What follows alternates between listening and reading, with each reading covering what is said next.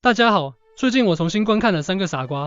这部电影不仅重新点燃了我对探索和创造的热情，还唤醒了我对过去一段深刻经历的回忆。那次经历差点让我被送往学校的智能障碍班级就读。那次后我才知道，在我们的世界里，规则似乎定义了一切，但真正让这个世界璀璨的，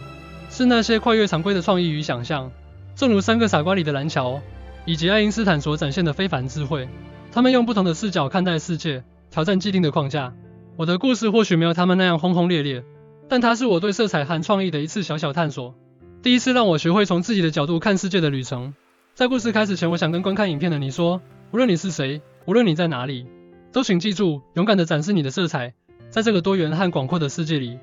总有一片属于你的天空。当创意遭遇世界。小学时代，美术课总是我最期待的时光，它不同于数学和语文的严格规范，美术课给了我一片自由发挥的天地。然而，有一次美术课上的经历，却成为了我童年记忆中最为独特的一页。那是一个阳光明媚的下午，老师发给每个人一张纸，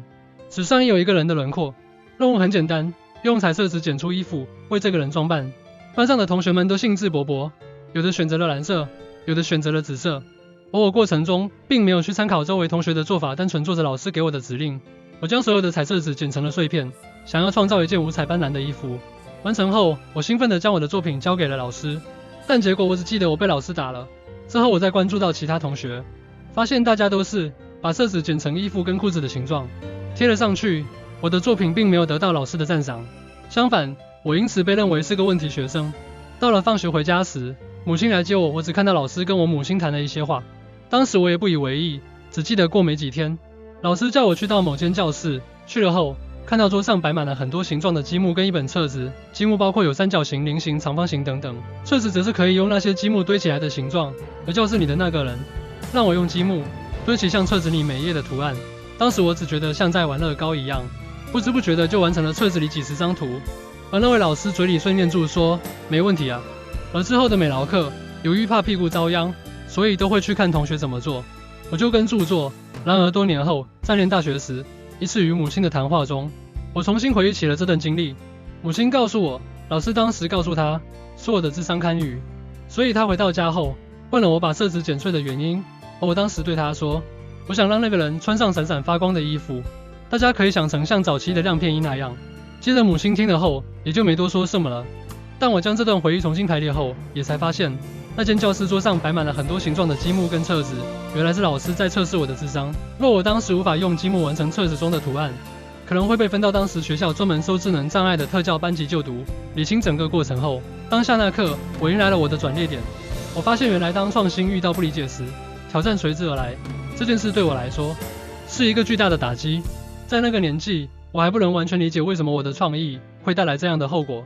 但它也成为了我之后思考自我与创新价值的一个契机。那一刻，我意识到，那次失败的尝试，其实是我对美的独特理解，是对创造力的一次无声呐喊。从那以后，我开始更加勇敢地追求我的想法，无论是在学习还是生活中，我学会了欣赏自己的不同，并尝试从每一次经历中寻找到自己独有的价值。如今，我常常回想起那次美术课的经历，它教会了我很多。虽然在出社会工作后，我偶尔还是必须要做出妥协，但一旦有机会，我会就勇敢地展现自己的独特，即使面临不理解和挑战。我认为创新和创造不应该受到限制。说到这里，我想告诉大家，去找出来吧。老天或许在每个人出生之时，都赠予了每个人独有的天赋，只不过后来他被每个人当下身处的环境及教育体系给埋没了。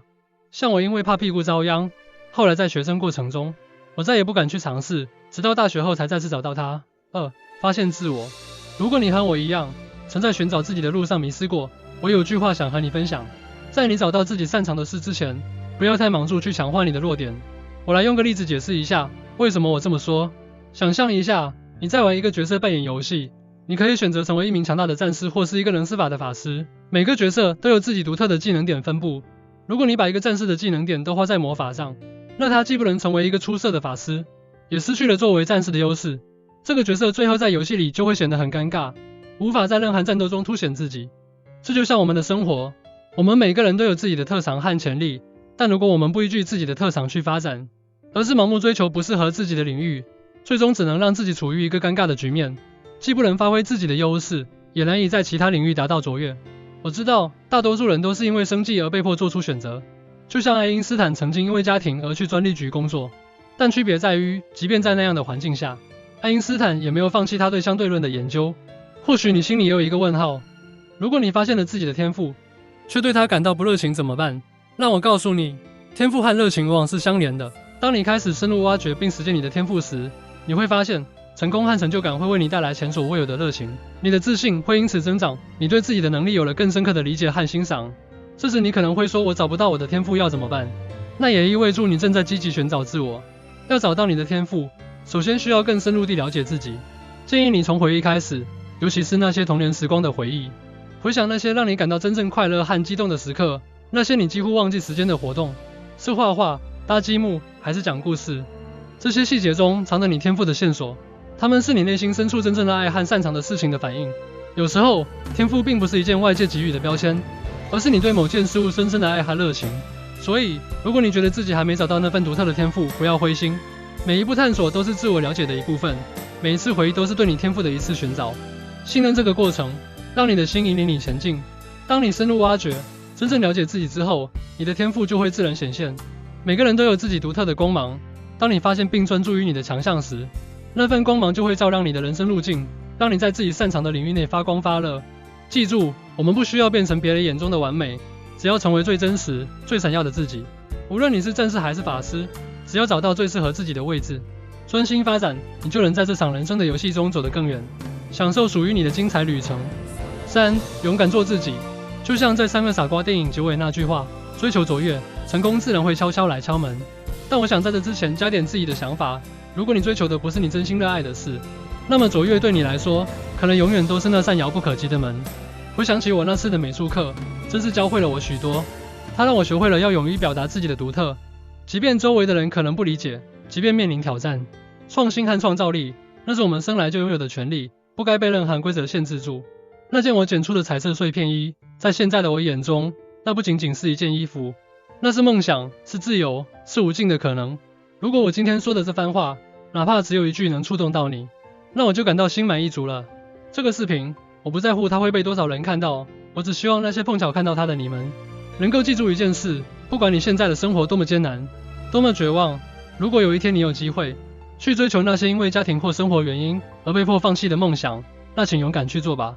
哪怕到时候你已是子孙满堂了。有个护士曾经做过一项调查，人们在生命的最后阶段，最大的遗憾几乎都是因为没有去做那些心中渴望的事，而不是因为做了那些事。所以，不要等到无法回头时才后悔莫及，珍惜现在，勇敢追求自己的热爱，让生活不留遗憾。结语：三个傻瓜的故事激励住我，让我相信，在这个世界上，每个人都有着自己的色彩和光芒，我们不应该害怕展现它们，因为正是这些不同，让这个世界变得如此美妙和多彩。所以，无论你是谁，无论你在哪里，都请记住，勇敢地展示你的色彩，让自己闪闪发光。在这个多元和广阔的世界里，总有一片属于你的天空。我是小泉子，朋友们，我们下次见。